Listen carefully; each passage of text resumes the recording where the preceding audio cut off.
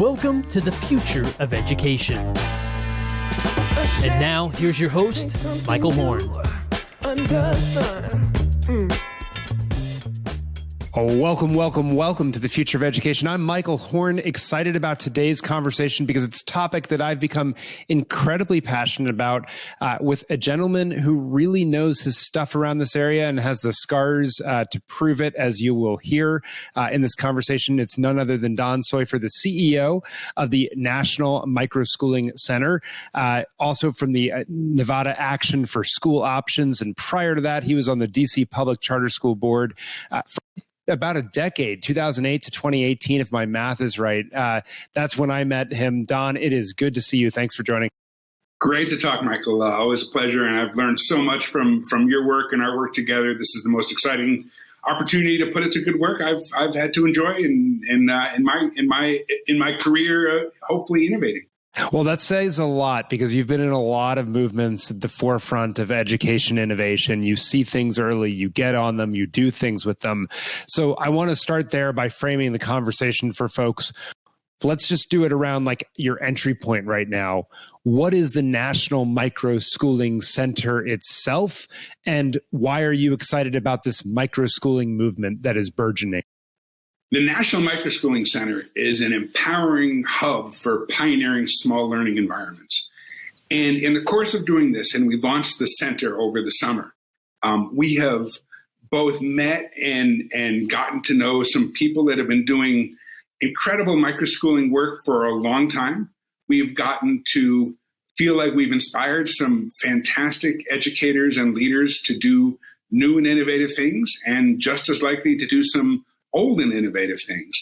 Microschooling is, to me, in so many ways, the most exciting storyline we've come across in American education in a long time. And I think that way because the incredibly transformative potential that we see, right? It's all about designing learning and teaching learning around the needs of the particular learner that you're serving and the relationship that you've built with those.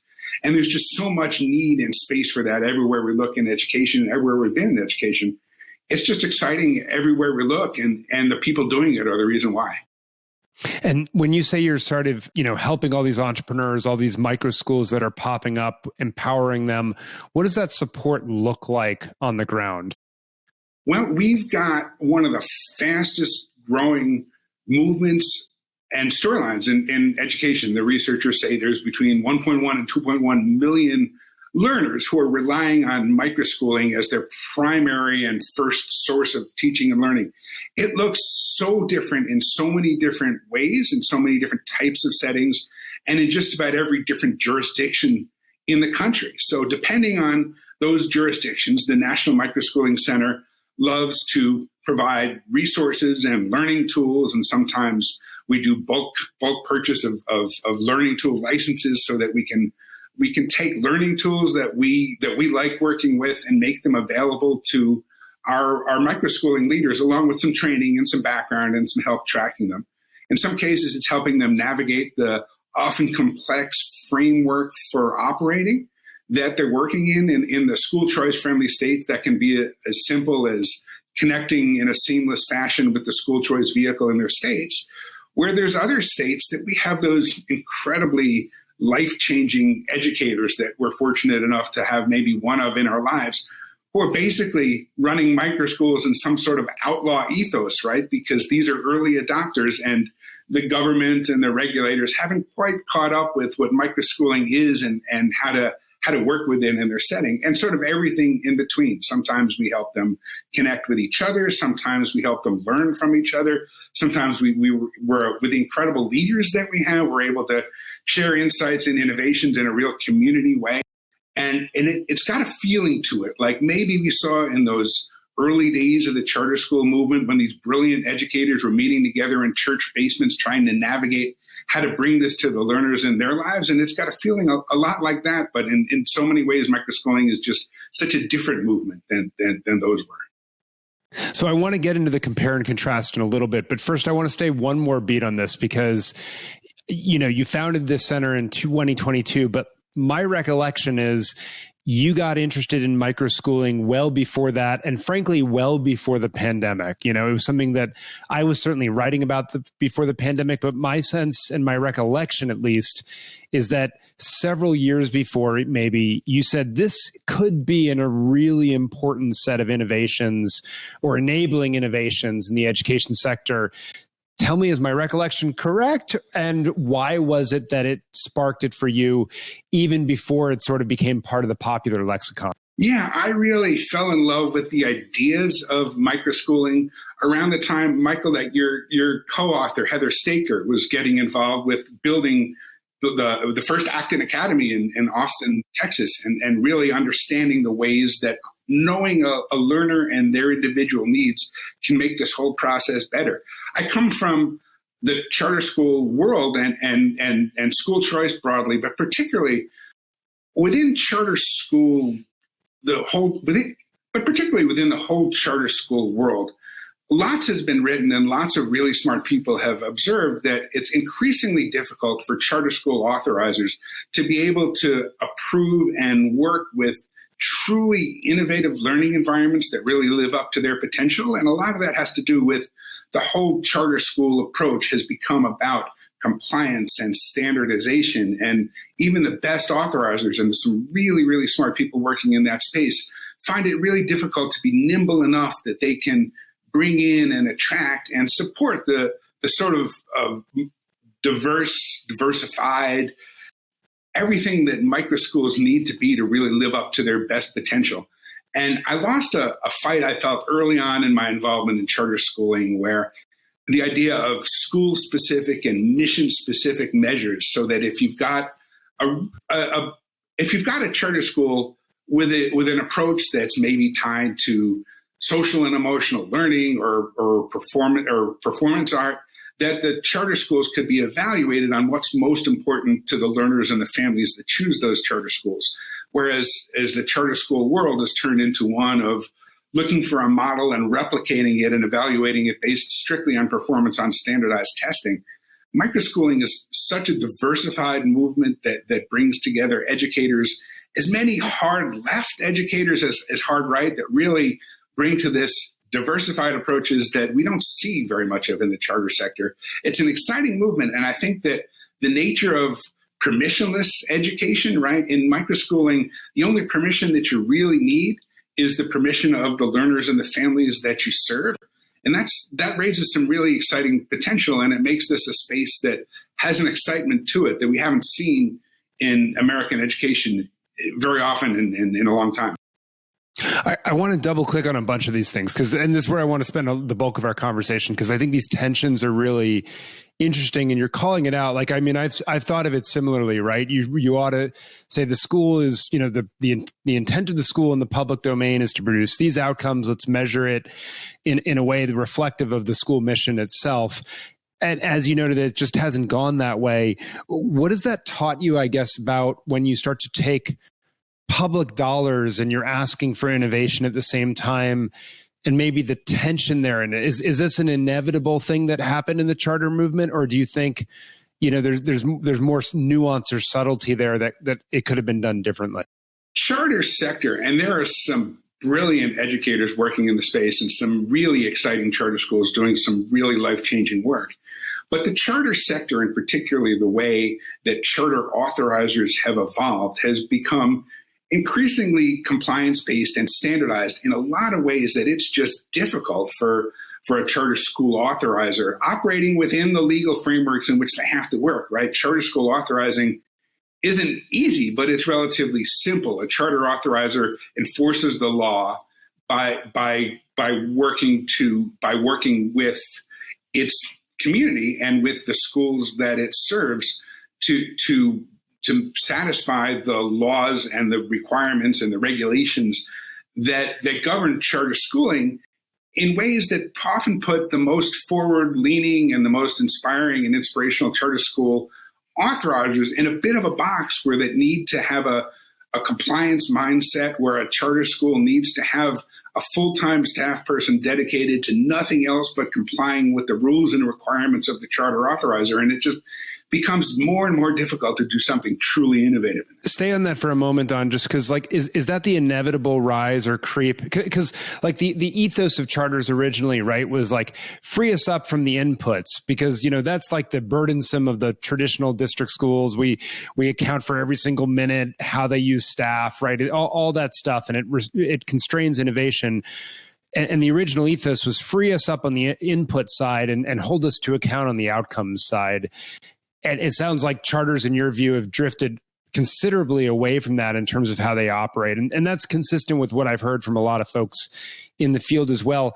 Is that the inevitable result of sort of hey, we've got public dollars here, right? They're going to sort of, more and more regulation is just sort of going to creep in and mandate how we do the work, not just what the work itself is.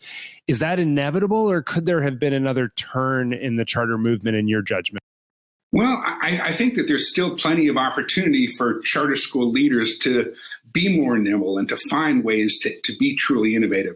And it's not just the charter sector. I think that's something that we've seen broadly within the American school choice experiment, that when it comes to the use of public dollars, the deals that have to get made to bring people on board to the plan or to bring an accountability regime, because so many stewards of the taxpayer dollars and of students during the day are rightfully so focused on making sure that they can police and protect against the bad actors in the space. But we've gone so far in that direction that as innovative a charter school as you want to put forward, and there are absolutely some innovative charter schools out there, they're increasingly, they're pretty much all at this point in every state that I can think of, measured really strictly on their performance on the state test, right? And while I have always been an evangelist when it comes to the longitudinal growth of individual learners over time being the most important measure of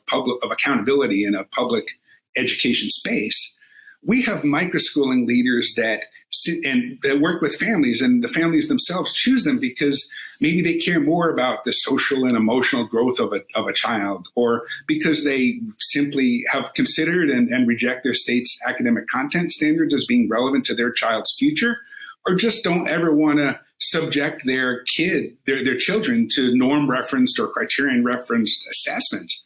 And there's space for them in the microschooling movement, so that you have microschools that really wouldn't have a space in the charter school sector, or even in other school choice programs that get locked into certain ways of doing things that truly hybrid approaches can't even operate in some of the more innovative education savings accounts models that we have that are often held up as the state of the art in school choice today. Well, so that's where I want to go next, actually, which is, you're seeing right now a growing movement across the country around education savings accounts, other forms of financing school choice. A lot of choice advocates are super bullish about this because they talk about the equity piece of this, right? That more and more families are going to be able to afford these innovative microschooling options that are emerging, which we should note, are generally lower cost than a traditional independent or private school. But they still cost something. And so we're seeing more and more ESA programs start to give families the dollars themselves so that they can choose these micro school options in many cases, or other school options as well. I guess I'm just curious, from your perspective, are you nervous about that movement because the public financing could lead us down the same road that you've seen with charters? Or is there something different here with the micro schools once they start getting paid for from ESA money specifically, or micro grants, whatever it might be, that makes them, in your judgment, more immune to these pressures? I just don't know if I can confidently say I understand what the future of public school accountability is in this country. Everywhere you look, you see more and more hesitation to accept standardized testing regimes and public education systems where you need to be so focused on compliance and adherence and seat time requirements and 30 square feet per kid and 180 days in a school year, and lawmakers that just can't resist getting involved in the academic content that we're teaching our kids. There have been really smart people, John Bailey comes to mind, who have really been advocates of the education savings account approach, because it really allows for a more learn everywhere way of thinking about our schooling, so that a family and a learner can be savvy consumers and draw their learning from multiple diversified sources. And in this sort of environment, they can choose to get their math learning from this space, or they can get their career training from this exciting internship or apprenticeship, and that they can be truly hybrid in the ways that they pull together their education. The reality of this, though, is that the reasons that education savings accounts are supposed to be better than school vouchers is that you should be able to use an approach where you're drawing your learning from a learn everywhere universe of different ways of learning. And so often our private schools, and there are some really talented educators who are really doing inspiring things in non-public education, but so often private schools are so heavily regulated. They're so heavily reliant on systems like the accreditation system that in some places it can work quite well. But when we're relying on these sorts of structures, all in the name of protecting our learners against bad actors, it really limits the transformational opportunity to give learners what they feel in this day and age, in this economy. At first, I think microschooling was largely jump-started by the pandemic and the pandemic circumstances. And I think since then, it's moved to a place where it's more motivated by the new economy, and families really I think families at the more fragile ends of the income spectrum are more likely to be willing to look critically and thoughtfully at the education system and think, is this where I want the learner that's important to me in my life to get all of their preparation to succeed in this new economy, or can we do better?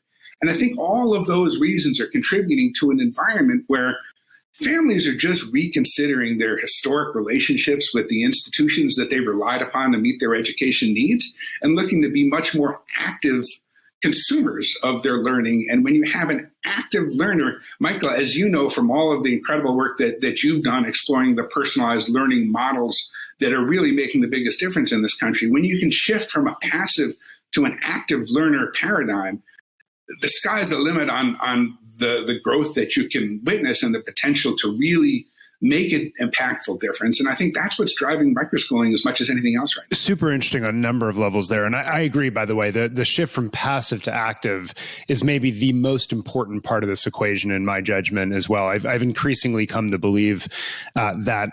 I want to stay on this outcomes or conversation just for one more beat, which is there's some sense in the argument that I suspect some people will hear, which is like sort of pitting, if you will, private progress versus a public accountability or a public minimum progress, or I don't know exactly the right way to frame it. And I guess I'm just sort of curious to hear, if you were, I'm not going to make you education secretary, but if you were education czar for a school year, how would you think about that tension between the private goals of individuals and families making those choices for themselves versus the public interest when there's public dollars at stake of some sort of, let's even just say, minimum accountability? Like, how do you think about those trade-offs, or do you think it's a false trade-off in your view? That's a great question on any number of levels, Michael. When we look at, first of all, microschooling is about what you can create, not what you're leaving.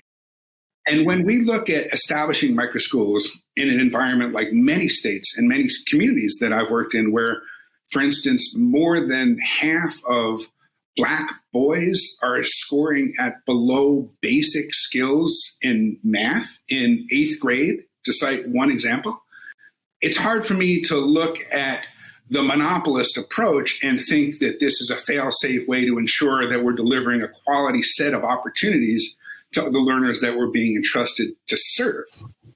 That said, this should be about what we're creating, right? And not about what we're leaving, because that's really where the potential for microschooling lies. When the pandemic started, and you would read in particularly the New York press about pandemic pods, to me, those stories raised more questions than they answered about, are these things effective? Are these things equitable?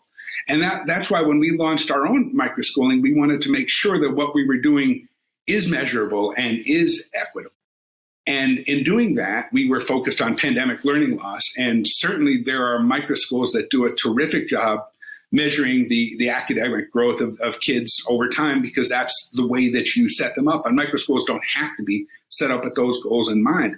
One of the important areas that I think we've made good progress in the last few years is that if you really want to show academic growth in a meaningful way, that we no longer are in a place where you need to rely upon the state standardized testing regime to do that. We did a fantastic case study with the RAND Corporation that validated the opportunity that if you want to use learning tools that are able to use their embedded assessments to measure the academic growth over time, and it can be aligned with state academic content standards or Common Core, or there's lots of choices that you can choose, that these are also ways that hold validity when they're done with integrity and are able to be used in a meaningful way to help families stay informed about the learning progress that their child is making, that you really can use tools that everybody has access to that are not incredibly expensive, that if you do them in the right and thoughtful way, that you can use these to measure the academic growth of kids over time,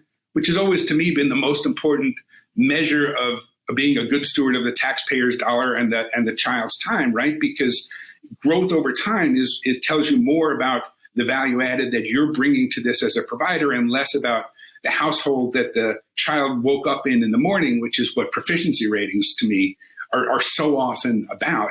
That there's lots of ways to get this done, and that education technology, this is the golden age of digital content in so many ways, that what this creates is a flat earth environment where everybody has access to this tool, these incredible tools that in the past only large government monopoly providers were able to access. And that's a game changer to me in so many ways. And to bring this back to your question, it provides an opportunity that we just haven't had before, that's enabled by technology, by everything we know about teaching and learning, right? So some microschools or Montessori microschools that don't even rely on technology very much at all, but everything that we've learned about everything that has to go into how we learn and how teaching and learning can really live up to its potential has a real place in microschooling that it's really hard to find in a much more traditional institutional government school space. So many good insights there, Don. And I like it just because these are the questions that I think are so important to be wrestling with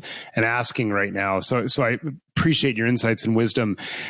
As we wrap up here, I'll just offer a reflection on my side and then a question for you, which is, I think one of the mitigating things that should make people less concerned goes to what you were saying, which is that these point-in-time assessments that while you're learning, they don't distract from learning, can show me the growth of my child, are incredibly powerful. And they answer the question that almost all parents I talk to ultimately want to know when they choose these options or any school. They want to know, like, how's my kid doing, right? Like, they want the answers themselves, and they can see that sadly, the existing system or whatever it is often not working. You alluded to it there, which is that you have a micro school in Las Vegas as well, that you're part of that community. I'm curious, what have you learned from the parents through all this that maybe you didn't expect when you got started down this path as we wrap up here? Families that really experience a rich microschooling environment never want to go back. And something that really got jump-started during the pandemic is now much more about what's possible in schooling. And if a family within a robust, diversified, dynamic microschooling ecosystem wants to move from one microschool to another for a period of time, they can absolutely do that. They can have a microschool that fits their schedule so that they can see their kids more often if they work shifts, or that can really adopt a learning model that works well for their learner and change that model in December rather than wait until the end of the school year to make those changes. When families understand what's truly possible and that they really can build an education around their own learners' needs, they don't ever want to go back to a system where they give that up. And there are some families that might be happy in a large public school where they can play football or play tuba, and maybe that's the best choice for them, and that's often the case. But as microschooling is gaining a bigger and bigger and more diversified market share, we're really seeing the innovative ways that it can live up to its potential. And I think it's exciting. Incredibly exciting. I love the work that you're doing, Don. I'm hoping when I'm out in Vegas that I get to see you and see some of the work that you're doing. Just really appreciate you shining a light on this, working to support so many educators as they trailblaze this path, and then in turn, the parents and the students who are taking advantage of it. Appreciate your leadership so much. Thanks, Michael. Likewise. And thanks for joining us. And for all you tuning in, thanks for joining us on The Future of Education. We'll be back next time.